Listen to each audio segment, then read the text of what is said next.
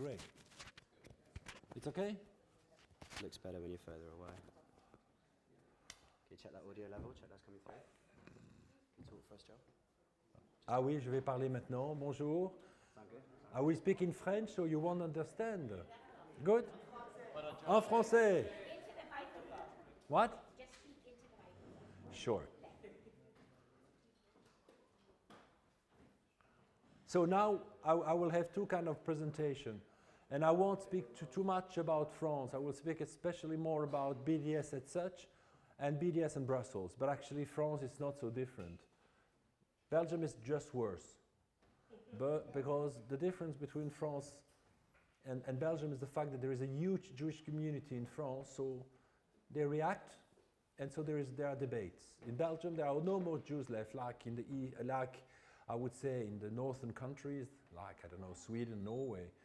And so it's very difficult to counteract when there is almost no intellectuals, besides me, to counteract. No, but it's, you know, the Holocaust destroyed us almost.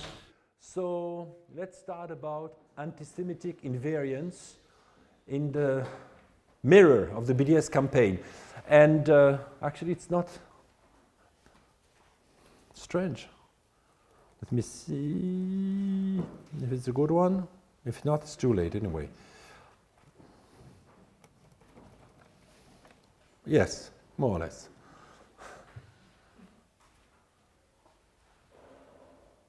Okay, that's it. It was subliminal. It's the best way to learn. So, let's speak about BDS. What is important when you heard about BDS, some people will believe it's the peace movement. I would say the equivalent of Shalom Arshav, which actually I love. And this is how they present themselves. Omar Barghouti, which is one of its founder, not only says that BDS is a democratic progressive movement, but also anti-racist and especially pacifist. And of course, if it will be a passive movement, I would definitely support it, because personally I'm a pacifist, and let's say Netanyahu is not really my cup of tea, but it's okay. I haven't said it. I don't want to disturb anyone. Actually, it's in French, the title. So, unfortunately, if you worked on BDS, you will see almost immediately that it's not, unfortunately, a peace movement. It's not the equivalent of Shalom Arshav, because it's written there. That's good with, and thank God, there is, how would you call it, PowerPoint presentation. The prerequisite it sets for negotiation makes them impossible, and the core, of course, is the question of the refugees. If you believe that all the Palestinian refugees has to come back, of course, it's going to be the end of a Jewish state. There won't be a Jewish state anymore, and this is really, they don't want to discuss this question. And of course, I'm an historian first, and I like to quote the person itself. So there is here a quotation of Omar Barghouti, and there is even the, how would I say, it means the reference. It was made in Ottawa University, and he said, I can't buy the two-state solution. This is not only pragmatically impossible, but it has never been a moral solution. The first problem is the right to return. If the refugee return, it will be impossible to have a two-state solution, because, as the Palestinian commentators noted, you would then have to deal with a Palestinian state alongside a Palestinian state, rather than a Palestinian state besides an Israeli state. He is right. And that's why he is against the two-state solution. So Omar Barghouti simply assures that the situation of Jews in the new state would be comparable to that of American or French Jews. It means minority in their country, but nevertheless protected and have equal, more or less equal right, let's say dhimmi status, as it was, now within the Arabic realm. So what is BDS? BDS is a refusal movement, and, like Lenin, more or less. You know what Clausewitz used to say? According to Clausewitz, war is another way to make politics. And for Lenin, it was just a country. Politics was another way to make war. Sometimes you can, more or less discuss, but you know that at the end, it's going to be them of us. And it's exactly the same, I would say, with BDS. Politics, it means this supposedly peace movement, is another way to destroy, let's say, Israel. So in a sense, BDS is closer to Hamas than even the Palestinian authorities, and another quote of Omar Barghouti that he said in November 2007,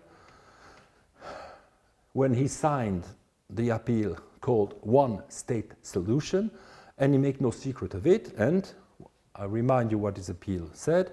This appeal renders null and void the first claim of the Palestinian Charter concerning the end of the occupation of the Palestinian territories conquered in 1967. It seems to us that it is time to replace this myth of two-state with a single state. So at least we know what is the objective of BDS. And nobody knows it, because in our campuses, there is actually, in my university, there is a BDS committee, and some genuine pacifist or progressive will support them, believing that it's a peace movement. So it's a violent, anti-violent movement or an anti-violent, violent movement. So another quotation of Barghouti that he made against the French socialists when he was in the States in June 2011 in Chicago, he exploded his rage against comrades of French comrades, and he said, "Normally I'm a nice person, but I don't tolerate a white person lecturing us about nonviolence." He was applauded. I told him something that may seem racist. The white race is the most violent in the history of humanity. Look at the First World War and the Second World War and the Holocaust, and over and over and over again. And colonialism. I do not allow you to lecture on violence and non-violence, because of course the Socialist Party, you know, they wanted him to condemn the Hamas, and he refused, because he considered, in a sense, that while he proposed, you know, another way, I would say, to destroy Israel, it doesn't mean that he's against what the Hamas do against Israel. So it's a refusal movement, and the boycott is an end. And the end is the destruction of Israel, and not a mean. And the mean would be, for me, the sharing the land. It means to have a Palestinian, you know, state besides Israel. In short, as a mean to destroy Israel in the name of the good, it means of the good people, etc. And this is the point that I wanted to stress today. This is well understood by all those who reject the Jewish sign. I don't know if you understand the word Jewish sign. En français, it's easy. Le signe juif means everything which sounds Jew. It means not Israeli or Zionist, but Jew. And this makes interesting to see how popular is BDS, not only by progressists, but also by people who has a problem with the Jews. It means some extreme right, of course, but also extreme left, and people of different origin, etc. It's a good pretext to boycott Jews, not only Israeli or Zionist. And this is, I don't know if you heard about it, this is an American singer called Mitsianu. He's Jew, but he's not Israeli. I don't know if he's Zionist. He's just reggae, you know, singer. And he was boycotted in a festival in Spain, and because people want him to condemn Israel. The only way for him to sing was to say that he was anti-Zionist. And he refused to do it. He said, "It's not my concern. I'm a singer, I'm American, and I don't have to say anything about the conflict." And finally, the ban was rejected, and he finally could sing, but it was a huge polemic in Spain. Another one, I don't know if you heard about him, is Enrico Macias, very famous Algerian-born French Jew, and it's impossible for him to go back to sing in Algeria. Because people, of course, he's Zionist, he defends Israel, and it's impossible for him to go back to the country where he's born. It means Algeria, and then you can see it's in French, and it's, you know, insults, because this is taken, of course, from internet, and it says Enrico Macias support massacre in Palestine. He support, you know, he was in a meeting supporting Israel crimes, etc.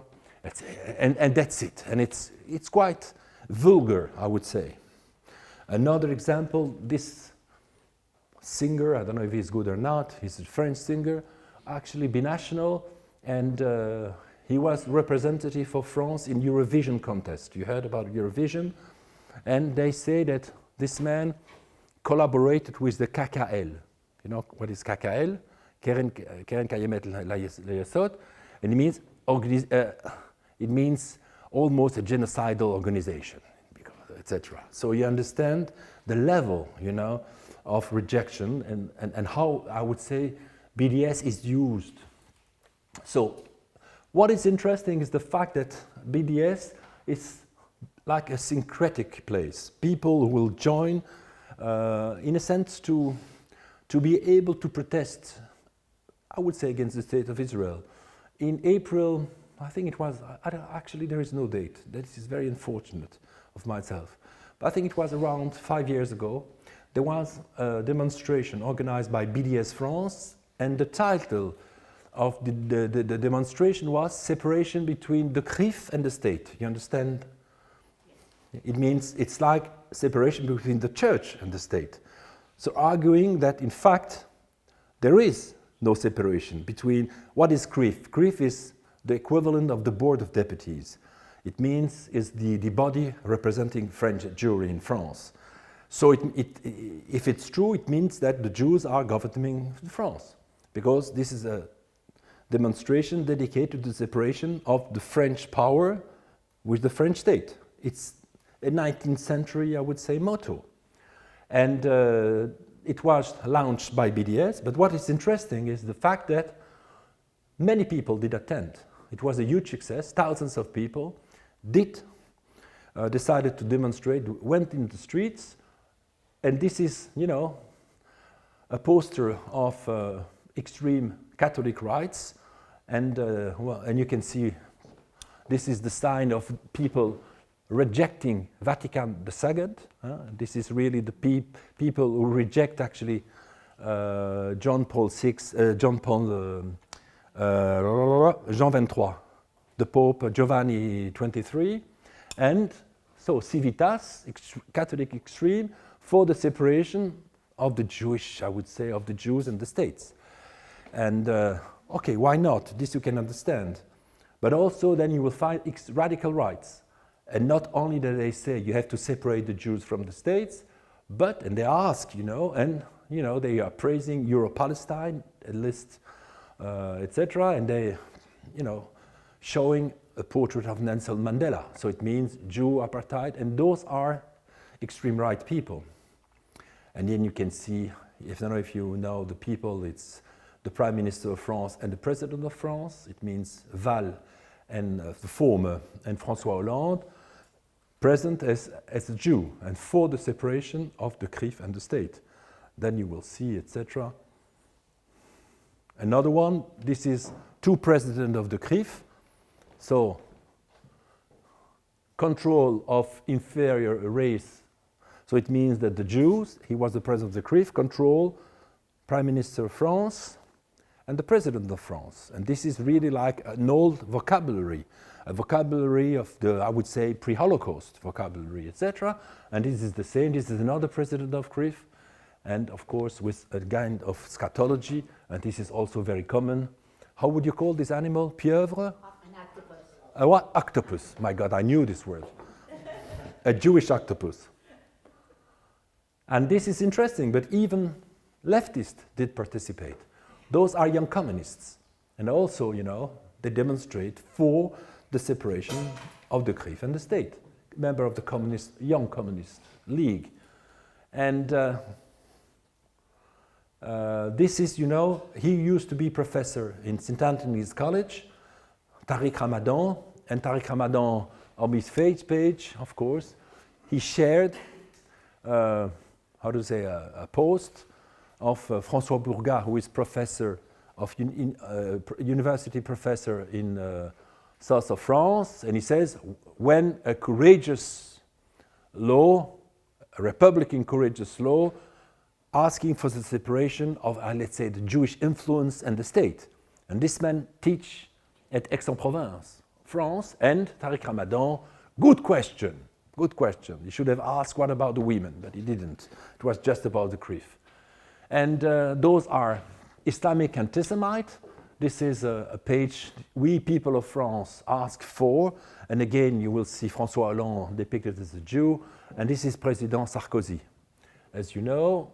And then, of course, it's written, we ask for, and voila, etc., etc., etc. So it's a very syncretic The Jewish sign can gather together different kinds of people. And this is the essence, I would say, of today anti-Semitism. It's really like a new syncretism between, of course, extreme right, also extreme left, of course, less important, and the third part will be Islamic people. I would say the core. So BDS and anti-Semitic environment. I was interested to see what kind of argument BDS would promote to push people not to buy Jewish products. It's interesting. Why not, in a sense? If it will be products only from the disputed, occupied, whatsoever territory, you can think about it. You can discuss it. Is it the case? It's not the case. It's much more harsh, if you will see. And you will see it. That's why it's important, I think, to know about. Again, I've got problem. Okay, it's solved. I don't need a sake. So that's why it's important to know about history and to know about iconology, to know where do they take it from, all their propaganda. And you will say it takes from history. It's a pretext to reactivate anti-Jewish myth. It means to fight against. And you know, I've been discussing this morning. And of course, amongst those great myths are the following, you know, ritual infanticide and cannibalism, which is really dedicated to the Jews, which implies an intrinsic cruelty of the group, a disposition to murder as an invariant cultural threat. Of course, the deicide, I spoke about it too this morning, and of course the hatred of the other, the idea of an intrinsic superiority supposed to derive from divine election, etc. You can read like me. So the Jew is constructed as a satanic enemy of mankind, the cosmopolitan nomad, exploiter by definition, the buoyant plotter, and the child killer by religious necessity. And really the child killer is really the core, I would say, of today anti-Semitic propaganda.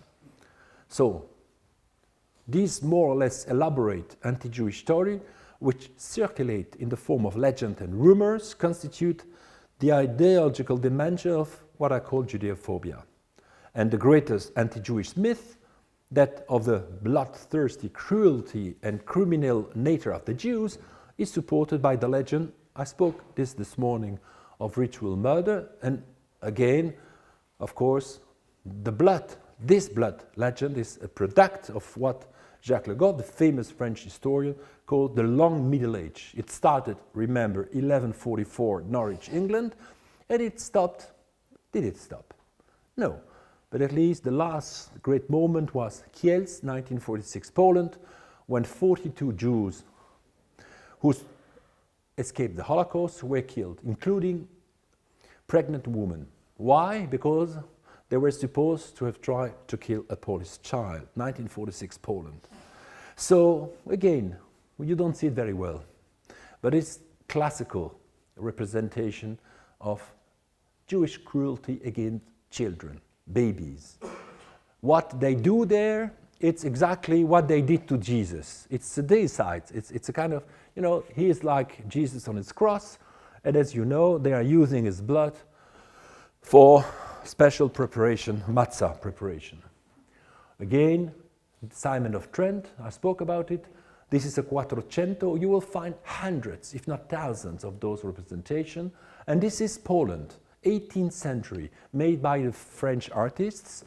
And this is supposed also to represent, you know, a Jew killing a young Poles and then drinking the blood. So this is really one of the most important accusations against the Jews. This was, you don't see it very well, Judenstein in Austria, even in Italy. It's a fascist magazine called Difesa della Razza, Defense of the Race. And this is a kind of, how would I say, mutation of the myth, because the two rabbis, they suck directly with the straw the blood of the child. And of course, there it's a Christian child, not yet a Muslim child, a Christian child. The last big case within the Tsarist regime, you know, Bailey's Affair. Those who have my age remember a Hollywood film. It was about the Bailey's Affair. The man who was accused of trying to kill the young boy actually was found, he was innocent. And despite the fact it was Tsarist Russia, And you can see how the young boy is represented. Of course, this is an anti-Semitic poster. L'affaire Bélis. This is a French extreme left magazine, L'Assiette au beurre, anarchiste. And you can see, and it's called The Jew, and the Jew needs wars to fructify, to have gold. And this is really classical representation. And always, I would say, the connection between blood, the Jew, and the killings. So, another example, 1914, The Crimes, it's a book with a preface of Drummond. Drummond was, I would say, the Pope of French anti-Semitism, and Drummond accepted to write the preface of the book, and he said the existence of the people of Israel is nothing more than a constant struggle against the Semitic instinct that attracted the Hebrew to Moloch, the child-eating god, to the monstrous Phoenician idols. In brief, among Jews, the ritual crimes is in the race. Ritual infanticides among Jews is merely the periodic manifestation of an irrepressible racial instinct, the manifestation of which are codified by the Talmud. And, you know, Drummond was really, in his book, The Jewish France, had around 200 editions. It was like a classical anti-Semitic book. And it's before Hitler, it's France, 1914. And of course the Nazis, they did, of course, exploit also this myth. And this is, again, the Stürmer, the very famous Nazi magazine, when on every front page you always have this, Die Juden sind unser Unglück. And this is the very famous sentence that was actually created in the 19th century. It means this is anti-Semitism.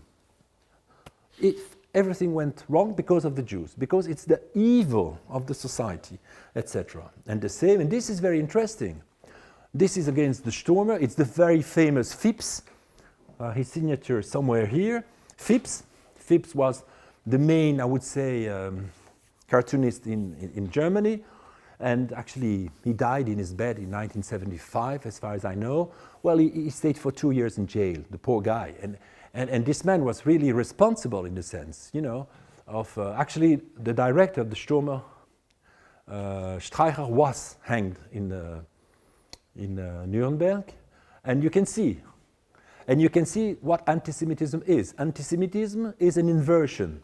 It means you accuse the Jew of what you want them, you know, of what you want to do to them. It means there, you know, the Jews are accused of, you know, a genocide. And actually, Holocaust is what? 1.5 million Jews killed, children, Jews, was going to be killed. And what is interesting is the fact that the Nazis were definitely against Christian religion, but they know their public. And so, look, this is interesting. Golgotha, it means it works. They know that, of course, for the public, it's just a reminder of what the Jews did to Jesus, the deicides, even if they were Nazis. They know exactly how to appeal to the public, how it functions. So one might think that the Holocaust engendered by openly expressed racial, political, and social hatred would have made this infamous legend disappear. And as I said, unfortunately, it's not the case. On the contrary, those myths are today reactivated. The mythical stories serve as symbolic material for contemporary studies. Why? Its potential influence on people probably lies in the fact that being known and resurrected from time to time, this belief is cognitively easy to access. And it's true. It's so easy to connect, you know, Jew with evil, etc. It's difficult to find in the long history of European folklore a more convincing and absurd rumors, but also easier to resurrect than that of the Jewish bloodsucker, especially of children. Jewish vampirism is a collective belief that is far from having disappeared, as evidenced by the BDS campaign. And I can go back to BDS now, and you will be surprised. You will be really surprised, as I was surprised. BDS updating of an old vocabulary in the service of recent treaty. And an example, and this is not the worst, but you know the legend of the poisonous Jew, if it's correct English, poisonous Jew, you know, like in the Middle Age. And they ask BDS France that you have to boycott Coca-Cola, Fanta, actually drinks that my daughter doesn't drink because it's too much sugar. But in the subconscious of the people, it's bad, so it's Jew. By definition, it's evil. So you can see, you know, and everything modern, by definition, must be Jew, Zionist, Israeli, etc. And this is again, you know, it's like, my God. And those companies has nothing to do with Israel, Zionism, or even Jew. It means Caterpillar, Cat, whatsoever. Coca-Cola, definitely not. Pepsi-Cola, of course not. It's bad, so it must be Jew. And very often, I don't know if it happens like this in England or in America, but very often you will find people, this is in France, they go in supermarket with, how would I say, Geiger counter, you know? And they will go, and when they will see, for instance, here, an Israeli product, the machine will, like it is radioactive. Like everything which is Israeli or Zionist is dangerous for life. And this man is dressed like it is, you know, antibacteriologic, etc. This is against, and this is very strange. Look how they are. This is, I think, in Sweden, or I think in the north and they are just trying to see if they are Israeli products. Of course, they have the machine when they see the numbers of Israel, of course it makes noise. It's symbolic, but this is also dating back from the Middle Age. But this is okay. And then the fact that the Jews are evil. Jerusalem Quartet, one of the best, you know, group of music that you can find, and this is a poster, you know, I think in England, and look how they are represented. It means they are like warmongers. The same with Batsheva. Definitely it's not a good presentation because I succeed to make it, it's like this. So Batsheva, whenever they come, you will find a lot of people boycotting Batsheva. Like Batsheva, you know, and even the fact that the director of Batsheva, well, he's a leftist. He's not a friend of Netanyahu. But who cares? He's a Jew and he's a Zionist and he's Israeli. That's enough to boycott him. And this is more interesting. The infanticides, always. This is a poster, you know, asking people not to buy Johnson & Johnson products. It's American, nothing to do with Israel. I don't think it's owned by Jews. Remember the baby, and they will show what? A baby with the stigmat of the Christ, more or less. Why? How? It's like this. It's not one case. I will show you more example of this. SodaStream. You don't like SodaStream? Okay. But why do you need, you know, to connect SodaStream with blood? To connect SodaStream with, you know, young girls with hands on the hands. Occupation is not green. Boycott, etc. And then keep calm on boycott. This is against Teva. You know, Teva, the medication. Teva is not good. It should be poisoned because it's Israeli, by definition, etc. This is just example. Pepsi-Cola. Why? Okay, don't consume Coca-Cola, but why to connect it with Israel, and not only to Israel, to child killing? The same with Adidas, a German product. And then, of course, Adidas supports Israeli war crimes. You see this, and this is, you know, again, and you can see there is something special. I don't think you will find the equivalent concerning Russia, China, whatsoever. It means, God knows that Turkey, Assad, this is against Coca-Cola, and this is very strange. They hate Coca-Cola. This, you know, does this not break your heart? If you don't mind the blatant massacre of Palestinian children, don't drink Coca-Cola. Palestinian blood need not to be spilled by Coca-Cola. It's totally absurd if you accept, of course, unless you convince me that there is a link. But there are no link. It's something more than irrational. You need a psyche, I think, to make us understand. How could you explain this? We have seen Freedom Palestine, and they will show a child, stop supporting child killers, and against, against McDonald's, Coca-Cola, and without your support, McDonald's and Coca-Cola couldn't have killed so many Palestinians. I think it's strange. And this is, and the same, I think we can more or less show you like this. Again, this is English, England, etc. And I don't see the connection between Colgate and Israel. Garnier and Israel, Garnier, can you clean her scar with your makeup remover? Boycott Israel. Quick question. Yes. So I understand with the Adidas, they're making the link that they had sponsored Israeli. Maybe. It's possible. Or they sell the products.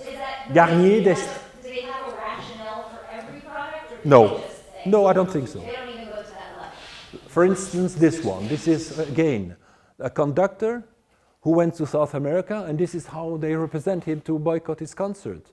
They represent him like a vampire. Blood. This is interesting. And then again, Garnier. Garnier, Garnier, of course, it's like L'Oréal. It's just, the products, and then stop the bloodshed in Palestine, boycott now. This is Latouf. You heard about it, the most famous cartoonist, a Brazilian one, Alter, Mondialiste, etc. And against the same, a child, blood. And then you see, in the supermarket, if you buy Israeli products, and in fact, you will see some skull, c'est ça?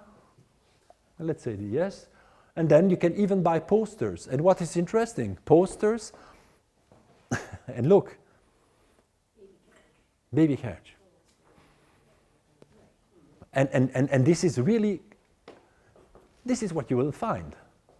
And you can ask yourself, okay, maybe it's a good cause, but why do you need to go so far? To more than to criminalize. It's an abomination of the Jews, etc. And it works. So the question is belief or strategy or both. Do they believe it, or just a strategy to convince Europeans to be anti-Israeli? Because, and I don't have the answer, so you won't ask me the question. So why is it important to speak about it? Because the myth of Jewish vampirism, ritual crimes, and blood legend is a social dynamite. It's a social dynamite. The beginning of anti-Semitic violence, like Kielce in 1946. 42 Jews, remember, were killed. 46. And this is the origin of, the fact that most of the remnant of the Polish community, they escape to America and to Israel, etc. They are reactivated, and this mythical story serves as symbolic material for contemporary story. Why? As I said, because this belief is cognitively easy to access, as psychology says, and a good example again of Carlos Latouf, the Brazilian. Some of you American, that during the Vietnam War, some Americans were born to kill.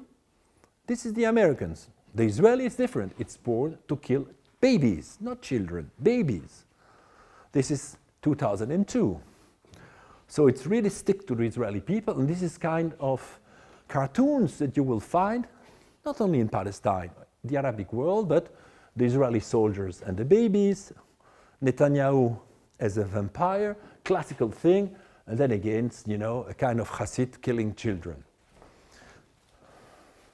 And then again, the Jews, the first target of the Jews are Palestinian children. And again, when I say reactivization of old myth, and the fact that, Jesus was not a Jew. Jesus was a Palestinian.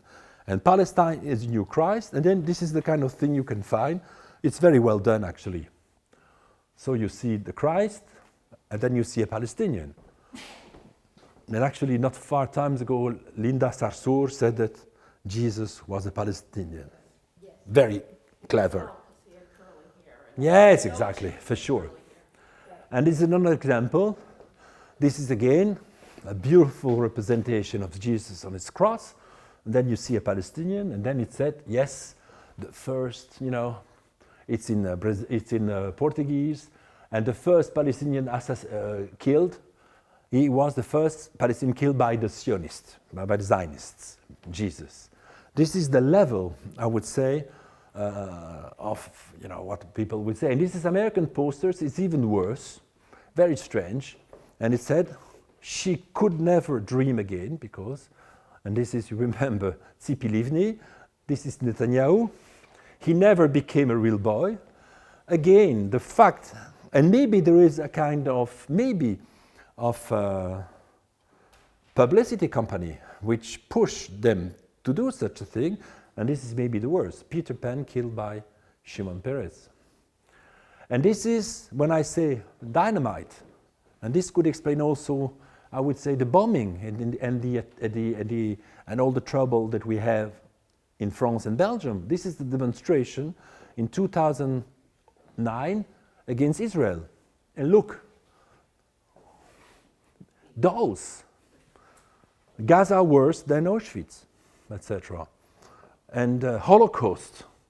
And then they will show babies, etc. Maybe you will tell me that they are what it concerns other conflicts, you will find the same. But honestly, I don't think so. I don't think that you will find so many people in the streets. You know, Gaza, it was a terrible war. 2,000 people were killed. And there were 15,000 people in the street of Brussels. The maximum of people demonstrating against Assad in Belgium was maybe 60 people. And he killed 500,000 of people. Nobody cares about Assad crimes. And the rest, this is in Belgium, when I speak. This is Oxfam, which produced this poster.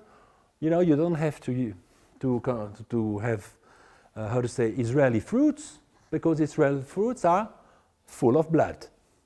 And so, etc. And this was Oxfam. And this is kind of, I would say, again, we go back to the Middle Age. In the Middle Age, there were street theater, you know, people in the street. And then we have very often in the streets of Brussels, people, you know, playing Jews and Zionists and Palestinian. And this man, you know, is Israeli crime, so more or less genocide. And then look, again, how would you call this? Baby trailer? Baby? Carriage, baby carriage, again. Stroller. This is really in the center of Brussels. And this is, again, it's very bad quality. It's a demonstration against a bank who had annexed in Israel, and to force the bank to stop their connection with Israel, they drink, you know, blood. Of course, it's tomato juice, but officially it's blood. Again, you can't see it very well, especially. But let's imagine, this is like medieval anti-Semitic theater. It's nothing else. Against big demonstrations against Israel. This is 2014. And how did you ask the people to demonstrate against Israel? Against the same. Why? Is it innocent? And why will you use it? And for those people of my generation also, it reminds us Potemkin, Dragnet, of Eisenstein. You know, always the first victim, the innocents by excellence are the children, are the babies, etc. And then you have seen, and then I stopped with this, and I said, this is the problem of today. And this shows the connection between, I would say, anti-Semitism and radical anti-Zionism. I consider only radical anti-Zionism as anti-Semitic. Anti-Zionism, I think, is different. But look, it's not Judaism, it's Zionism, and Israel is unser Unglück. And this shows us, unfortunately, the fact that nothing has changed in a certain way. And it's just a mutation of a very old hatred. So this is the first part of my presentation. This is in my university. It's Palestinian mothers, don't let your children cross this point. And this was a poster in my university, so I make the pictures myself. Children killers ahead.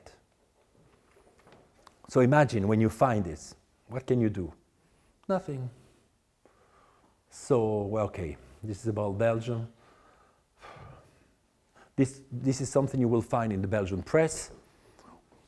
Beautiful pictures. It reminds us, of course, of La Pieta.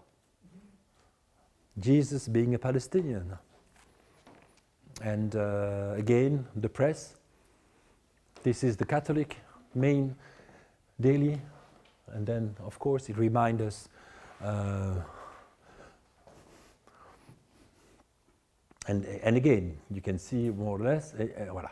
And this is interesting, and I will speak to you later on this. No. Thank you.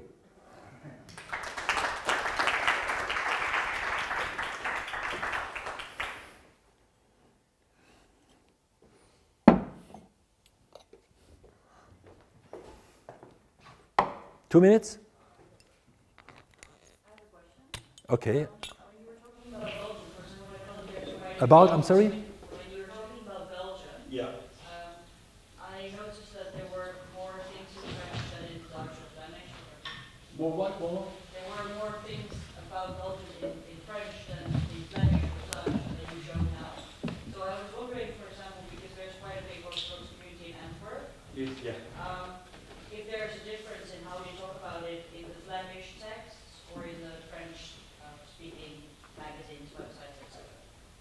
It's a good question. I would say mainstream, I would say opposition to Israel or to the Jews will be leftist in the Francophone part and will have Catholic origin in the Flemish part, I think.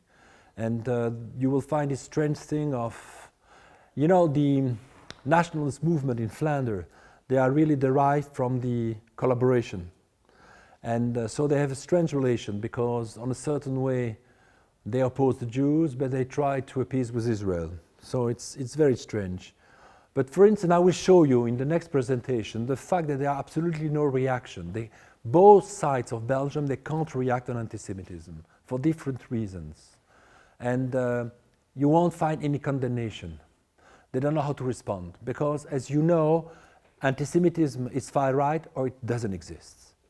And this will be my next presentation, and I will answer to you this. But of course there are differences, but not on the causes, but unfortunately the consequences are the same. The Jews are lonely. So in Belgium there was a parade, some kind of national parade. Exactly, I should With have the shown Jewish, and it was not condemned. I should have, of course. with the Hasidim with the nose. It was in Aalst, and it was the second time, and they did not understand how we can be infuriated when you connect Jews and money, like in Poland.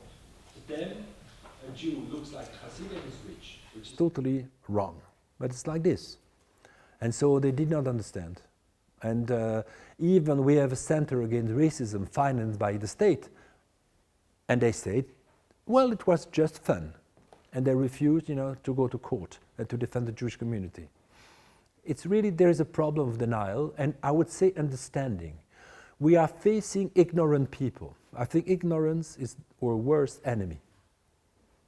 Ignorance. I'm surprised that one of the illustrations you had was from Oxford, Yeah. which I did not think of as. We had many trouble with Oxford. This is a kind of, I would say, leftist anti-Zionism, etc. And unfortunately, they are playing on also the blood, and this is very strange for us. And finally, the poster was taken away. Sometimes we have little victories. It was not my time. This was 10 years ago, more or less.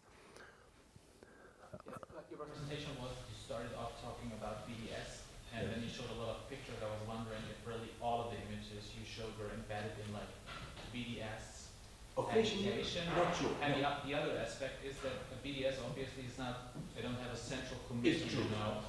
that tells all groups what they're allowed to say and whatnot. So what I would be interested is if there is a struggle within BDS about what can be said and what should not be said, if it is for moral or also strategic reasons. No, but it's true. There are no center officially. It's not an organization. That's why you cannot prosecute them. It's a nebulous, if you understand this word, etc. And so there are some direction, actually. There are some. And actually, as far as I know, because I've been working on this for 1 year, I haven't seen any polemics. There are some within some certain groups. Certain parts of BDS accept the reality of Israel, for instance. Others not, for instance, in France. But that's why I show what Barghouti said, because Barghouti is, let's say, the figures. That's why I start with him, and the rest is more or less you can do what you want. And what interests me in this presentation is what kind of material they will use to convince us not to buy the products. But you're right, it's not It's not centralized, but they say the same, if you want. And this is what struck me, in a sense. I'm sorry, the gentleman there. Okay, I have a few comments. First of all, I'd like to thank you for your presentation in the morning and also now. And I come from South Africa. I lived there since 2005. I want to say a few things about the BDS and the way that we are responding to it. But before I say that, I want to say something that a friend of mine said. He said there are two types of ignorance. The first type is when there is lack of knowledge. And the second one is when you actually deliberately ignore knowledge.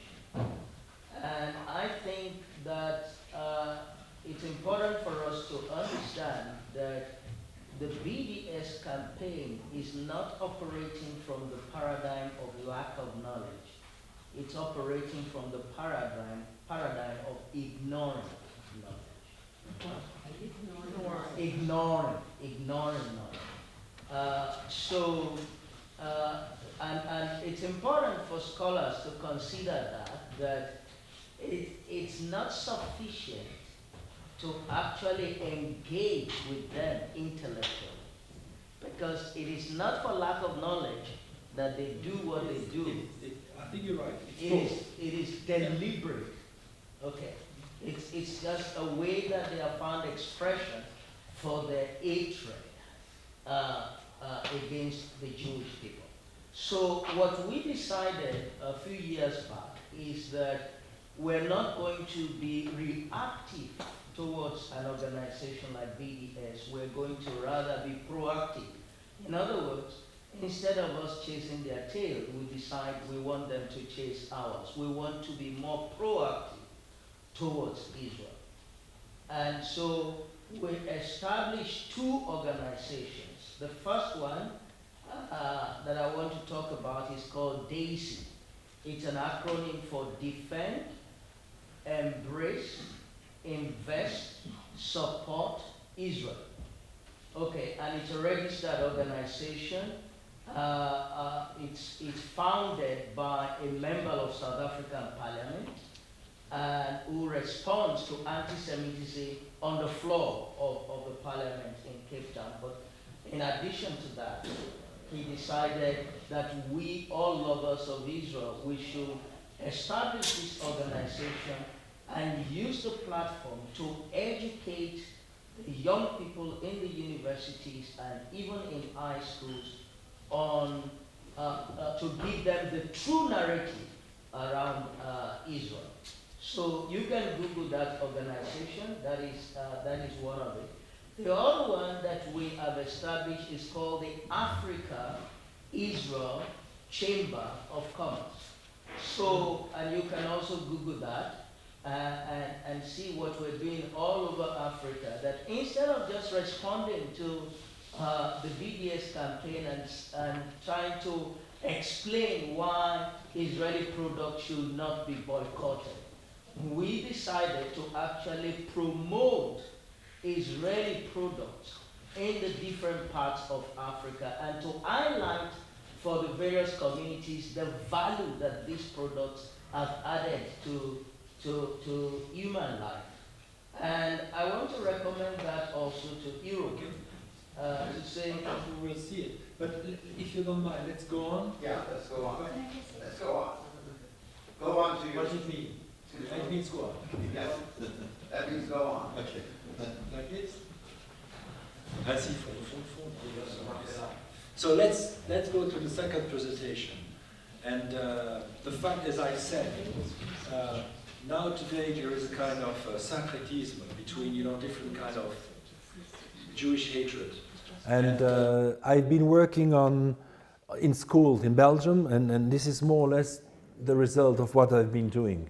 So let's say anti-Semitism, and I would say in Belgium but also in France, it's denial time. And the question is why?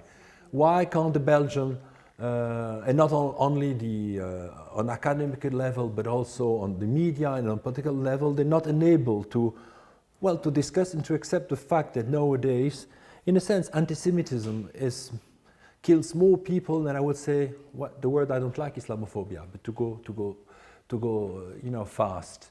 And that the first victim of today, at least in Belgium and in France, the first victim of racism are the Jews.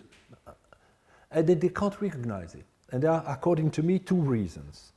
First, and this is in a sense we spoke about bias, and this is the problem, not only ignorance, but bias, is the fact that they are prisoners of the post-Marxist, what I call software, and so it means many social scientists have theorized the death of anti-Semitism. As long as the Jew more or less become bourgeois, in a sense they become white people for many people. And white people can't be victim of racism. Only, colored people could be, and the Jews are no more colored, they're white.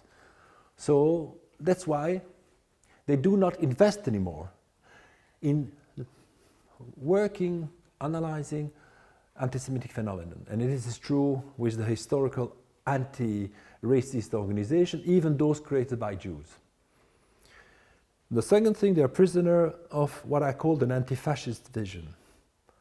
And as I said, the same scientists, they cannot conceive or accept anti-Semitism that could be not far from the far right.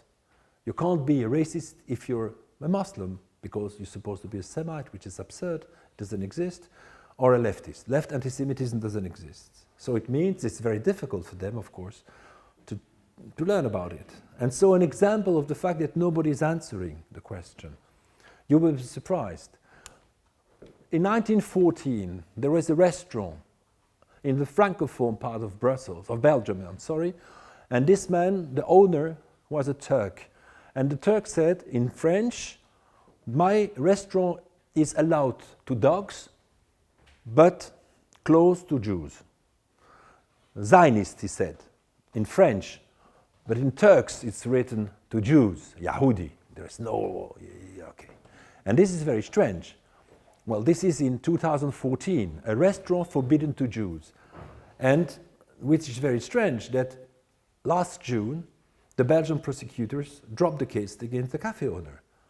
This man, well, went through the accusation. And you should understand the desperation of the Belgian community when you see that, 70 years, yes? Sorry, can I quickly ask you, why did they drop it? What was their explanation for dropping it? Do you know? Well, because it was just after, I would say, the attack in the Jewish synagogue, and it's in the wake, I suppose, of the different wars between Israel and Gaza. And it's 1914. This is how, don't ask me why the owner of this restaurant decided not to allow the Jews to enter the restaurant. This is like this. This is what happened. What is important for me is the fact that this man was not prosecuted after 5 years of inquiries, etc. This is another example. Our Socialist Party, which governed Belgium for the last 60 years, they decided to organize a talk about Zionism. Of course, they're anti-Zionists, and say, can we speak freely about Zionism? And what they use this cartoon. And actually, this cartoon is made by an extreme right cartoonist, friend of Dieudonné and Alain Soral, and you can see, look, he is a Jew, a Sturmer kind of Jew, in fact an Israeli, American support, and what did the Jew do? Well, he forced the people to be only interested in the Holocaust and not to the other, I would say, well, it means human rights problem, the Indians, the black people, etc., whatsoever. And this was used by the Socialist Party, yeah. But who is it? I mean, this is Zenon. No, but Zenon. he's wearing a mask, so why is it a mask? Because in fact he is an Israeli, but with this strange. He's in Israel, you can see. It's a member of Tzahal with blood, but he pretends to be Jew. But what kind of Jew? No, but you have to know who Zeon is. So it's an Israeli who tries to look like a Jew. Exactly. So he isn't. Anyway, it's absurd. Everything is absurd there, if I may say so. Another example. There is, a Belgian cartoonist, one of the most famous one, decided to go and to participate to the Iran Holocaust cartoon contest in Tehran. And this man won. He won. He won with this. Wow. You know, Arbeit macht frei, it means Holocaust, Auschwitz, and Palestine occupation is the same. And you know, in Belgium, in Flanders, they were proud of it. This man became, because he won a prize in Iran, he became cultural ambassador of his village. And it's strange, and we did protest. And actually, the mayor of his city was the Minister of Culture of Flanders, and she couldn't understand. Why? He just won. Ambassador by excellence of the city of Turnhout in Belgium. You understand the trouble? No reaction. And Belgium, I think, is fascinating. So it means this doxa undoubtedly explains the absence of qualitative and quantitative studies on anti-Jewish racism, and as much by dogmatism and precautions, what I call. Why? Because our social scientists cannot, in fact, ignore the real, le réel. In most European states where statistics are available, it is the Jew who constitute the main target, maybe not in Germany, of racist attacks. Thus, in France, in 2018, 50% of racist acts were against Jewish targets, while Jews make up just over 1% of the French total population. 1% and 50% of racist attacks were against the Jews. The gentrification, which is real, of the Jews does not change anything. The scapegoats of yesterday remains, alas, those of today, and aggravating circumstance, their aggressors are not the one that one would like. They're not from the extreme right. As for instance, Gunther Jekyll points out in his various studies, if we stick to the statistics, the perpetrator of anti-Semitic violence, when identified, are not people from the extreme right, but young people from the suburbs of Islam. And that makes, very difficult for scientists, social scientists, to study this. So indeed, all the surveys carried out abroad underline the prevalence of Arab Muslim anti-Semitism. And in France and Belgium, all the 16 people assassinated because supposedly Jewish since 2003 were murdered by radicalized young Muslims, and those are the people, you know the story, of course, who were killed just because they were Jew, or supposedly to be Jew. And they were all killed by young Muslims, all of them. So, yet, all the surveys carried out abroad, okay, this I did. There is one exception of a social scientist, and it's a friend of mine. He's in Flanders. He's called El Chardus, and in 2011, he decided to make a survey in French, in a Flemish school in Brussels, and he arrived to the conclusion 50% of Muslim pupils had anti-Semitic attitude. Among other pupils, it was far less, but still pregnant, especially among young Catholics. So he arrived to the conclusion that the Muslims were 3 times more anti-Semitic than secular people, and the Catholic who actually practicing Catholic were 2 times more. So it means anti-Semitism is cultural. It has nothing to do with social economic background. At least this is the conclusion. And so we could have expected that in the Francophone side, they will try to reproduce to see if it's correct or not. And nobody decided to do it. They are not the equivalent study in the Francophone part of Belgium. And this man, of course, was attacked. He was sued because people said that he was, of course, Islamophobic, and finally he was not prosecuted. But this man, well, you couldn't say such a thing in Belgium. So, in last year, actually, in my university, they decided to, actually because of Britain, Belgium, part of the research conducted here in Britain by Feldman, Institute for the Study of the Birkbeck University of London School of Social Science, and they decided to study if anti-Semitism and immigration in Western Europe today, is there a connection? Finally, some people decide to study if there is a connection between Islam and anti-Semitism. And of course, well, And the answer is, inter-university study in 5 countries breaks prejudices, anti-Semitic acts do not increase and are unrelated to the presence of recent immigrants from the Middle East and North Africa.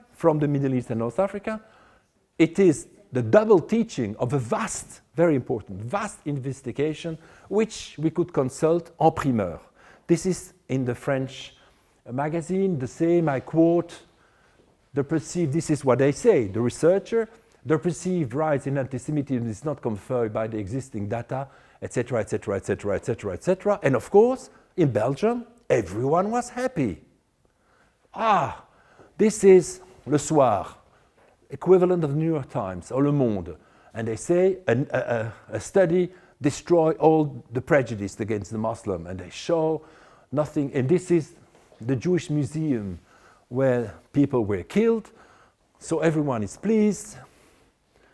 Again. And this man, the main, let's say, research was interviewed by the channel number 1. And he said, more anti-Semitism because of migrants? Good question. And the answer is, of course, no links between anti-Semitism and new migrants. Prime time. First page. So again, okay. And so what is interesting? How many people did they interview to arrive to the conclusion? So they interview me. Of course, I know nothing about this because I know. How should I know? They interview me, and it's really, they didn't put my name correctly. It's Kotek. And I'm not professor, I'm just representing the equivalent of the CRIF, which is not true. So, okay, why not? And so how many people do you think they interview? Vast survey. How many people they interview to arrive to the conclusion? 3 people. 3 people. A female migrant from Guinea, means North Africa. No, Guinea, it's North Africa. You didn't know it. I didn't know it too. A female migrant from Eritrea, also North Africa, and the translator. So 2 people they did interview. And they arrived to the conclusion. And they have a huge press coverage. You can find it on the internet, again. And this is the reality I'm confronted with. Because, of course, I'm director of a magazine. It's a leftist magazine. And I denounce it. My God, I almost had a trial. Because between colleagues, we cannot do this, you know. Okay, 3 persons. But what is important is the fact that it's reassuring. It's good. You know, this is what they wanted. There is a social demand, and they had the social, you know, they had this. So I decided to do it myself. So it took me 4 years, and it's not finished. I'm still working on it because I don't have a lot of money. And so I arrived, and I made a survey. And I interviewed not 3 people. I interviewed 1,600 people in all the schools of Brussels. So I would say my research is representative of today's schools in Belgium. And I interview not only on the representation of the Jew, but the female, the homosexual, the Muslim, whatsoever. And my conclusion is quite different. I don't speak about migrants. The migrants is not important. The important thing is Belgium with Islamic religion, of Catholic religion, etc. And so my finding is Islam is the first religion declared in school in the Brussels region, in Brussels, capital of Europe. Pupils who declare themselves Muslim make up 40% of the total schooling population, 3/4 of them being practicing Muslim, and this is important. The second thing is, I confirm the conclusion of Herr. Firstly, anti-Semitic prejudice are far from having disappeared in Belgium. Secondly, anti-Semitism prevalence is twice as high among practitioner Catholic and 3 times higher among declared Muslim. Exactly the same result than Professor Richardus.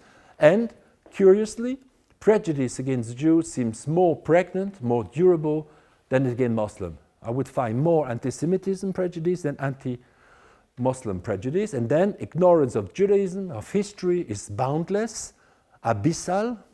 Hence, the proliferation of conspiracy theory. I don't have a lot of time, but I have, and I will show you, because, of course, I'm an historian. So Islam is the first declared religion in Brussels. Not in Belgium, Brussels. you can see Muslim, Christian, atheist. So you will find more atheist than Christian. Christian is really disappearing, because if you say practicing Christian, very few. Then the same, you can see. So I interview, how do you say, 672 peoples. It's lots more than the 3 people than the other one did. And so, as you say, 39%, 27%, and 9% of other religion, and the Catholic are 25%. So, Jews, do Jews constitute a race? And so, the question is, why is it in French? Who cares anyway? Oh, yeah, Jews constitute a race. It's not really English, but who cares? 13% agreed. So you have a bulk of people who still believe that the Jews is a race. And of course, 58% are disagreeing. And what is interesting, you have many people who has no opinion. Only when it's question of Jews. When it's question of other religion or death penalty or something like this, because I was also asking a question about death penalty, European construction is different. When speaking about the Jews, people, they're not sometimes to say what they think. Jews constitute a race, and you will see that exactly what I said, this is the non-believer. And the non-believer, only 6% believe. And the previous one was the total, isn't it? Yes. So 6% of non-believer, and 18% of the Muslim believe it's a race. So 3 times more, exactly like El Chardus. And another question, are Islam, Christianity, Judaism religion of peace? And you will find more people who will consider Islam as a religion of peace than Judaism and Catholicism. But it's normal. 40% of the people I interview were Muslim also. You have to understand this. So, Judaism, a religion of peace, total, well, 45% believe okay. No opinion on this. And disagree 88%. The color is not good. And very low Islamophobia. Very few. I was asking how you'd consider this sentence. Each Muslim is a terrorist. It's absurd, the question, of course. And the answer is good. 92% believe that it's absurd to say that Muslims are terrorists. And only 6% has no opinion. Only 6%. They have an opinion. And only 2% believe that Muslim. So it means the level of Islamophobia is very low. And I have no time to speak about this. Would you accept to marry a Jew? A Jewish partner? Personally, I won't. But I know why. No, it's a joke. So, nobody loves. That's terrible. So, would you marry a Jew or a Jewess? So, Muslim, Catholic, what is the rest? And Muslim, Catholic, and atheist. Can I understand my own? Ah oui, okay. Very few atheists want, of course, Catholic and Muslim. So many Muslims will refuse to marry a Jewish lady, etc. So Mossad, 11th September, conspiracy theory. So September 11, it was a Mossad and a CIA plot. So this was the question. This is the total, the 1600, let's say for instance. No opinion, 61%. They don't want to answer this, 61%. And agree, 80%. 80% accept, but this is interesting too. 61% don't want to answer the question. If you consider the same question only the Muslim people, well, it's 28% would consider, the 11th September as a CIA and a Muslim plot. So you see the difference between, again, 80%, 28%. And if you say Christian, believer Christian, it's 15%. And 69% who has no opinion, and then you will find the non-believer, what the difference? Only 8% of the non-believer would believe it's a CIA plot. So really there is a link between, I would say, your position on religion and your attitude towards Jews. The same, Zionists are criminals. It means Muslim excluded, so I take out the Muslims, and 80% believe that a Zionist is a criminal if you exclude the Muslim.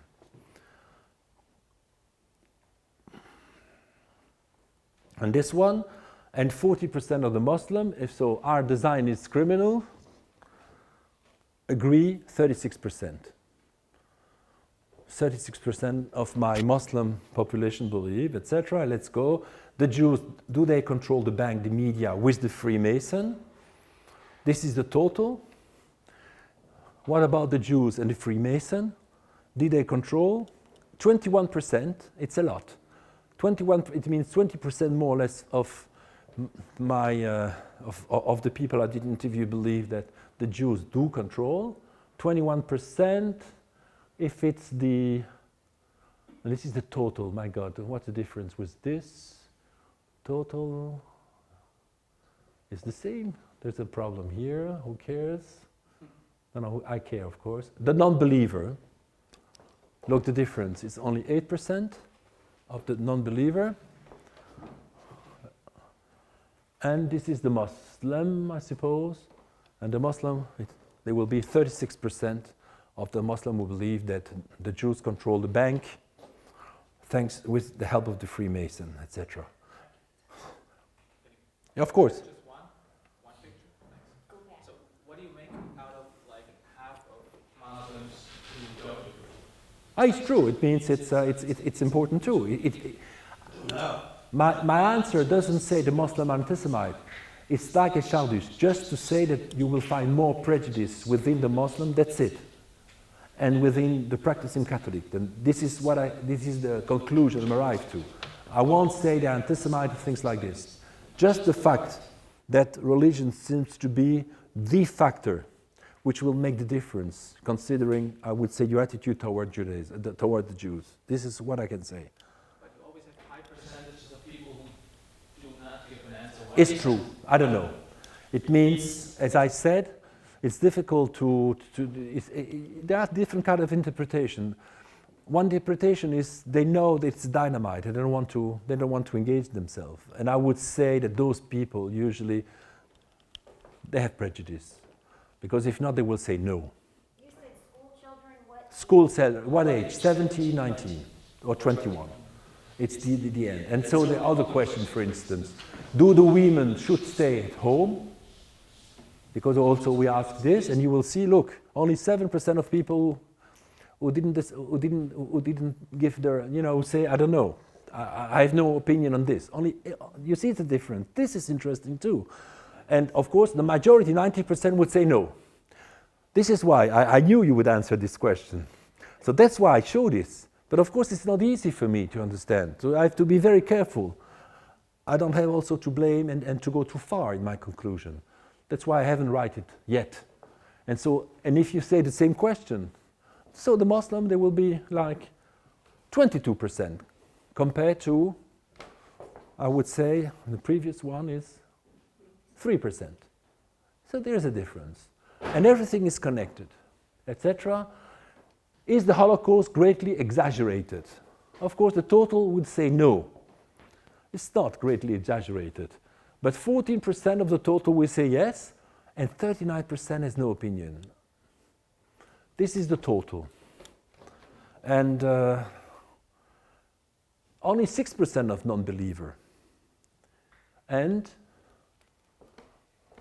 21% of the Muslim will agree that the fact that Holocaust is exaggerated. Then let's go back about Hitler. Gaza, is Gaza worse than Auschwitz? Yeah, we finished. It means I'm good? No, it means I'm finished. So, Gaza worse than Auschwitz, and you will see, 67% has no answer. They didn't want to engage. They have no opinion on this. 80% are rather agree. There are more people, at least more people who would say that Gaza is worse than Auschwitz. Total practicing Christian, look the difference, of course. And then if you say the atheists, at least 22% disagree. And the Muslim will be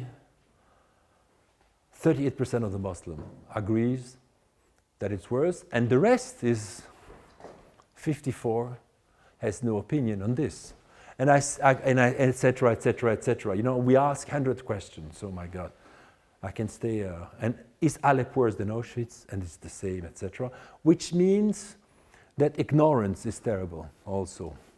They don't know what Auschwitz is, and they don't know what the war in Syria is. So I will stop here. There are no questions because I'm tired. Yes? Good.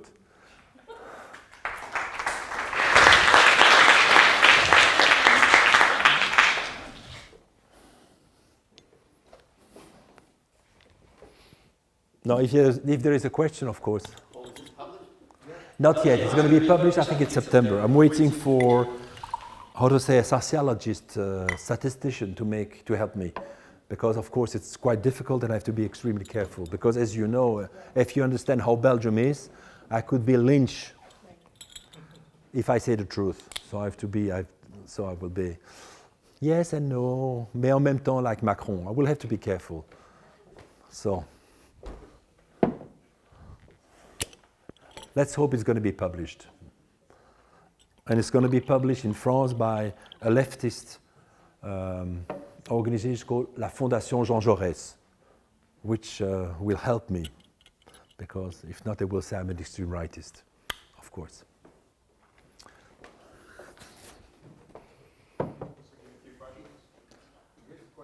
I'm sorry? We have 2 questions. No, really? I would like They don't understand my English? I say no question, go on. Okay. I'm curious, where do Belgians get most of their news? Is there like the British have the BBC here? It's the equivalent. It's going to be like television. Yes, television. And the television is biased, terribly biased. And I've written a lot about it, for instance, very, very strangely. When they will speak about the conflict between, for instance, Gaza and Israel, they will always show, you know, bodies of children. They will always show, you know, the consequences, etc. And they will show the pictures. And when they will show wars in Gaza, not in Gaza, but let's say in Syria, in Somalia, they will, they won't show any pictures, or they will, on appelle flouter, they refuse themselves, they will softenize, if you understand this word. And and I wrote 100 pages on this too. And there is a bias in our press, definitely. You know, our press is as anti-Israeli that Fox is pro-Israeli in the United States, if you want a comparison. Is Al Jazeera? Yes, sure, definitely, of course.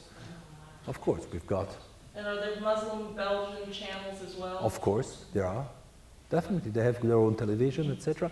You have to understand, 40% almost of our population, not 40%, but at least 30% of Belgian population, they worship Islam, etc. They are strong. It's and it explains a lot. There is what I can also. I spoke like this last year about anti-Semitic electoralism. You know, it's almost impossible for a leftist party to support Israel because they will lose their votes. Those parties, they should be anti-Israeli or anti-Armenians, because it's the same. We've got a huge Turkish population in Belgium. And one example, in the 24th of April of this year, 24th of April, and 24th is the day of the commemoration of the Armenian genocide, 24th of April, everywhere in the world.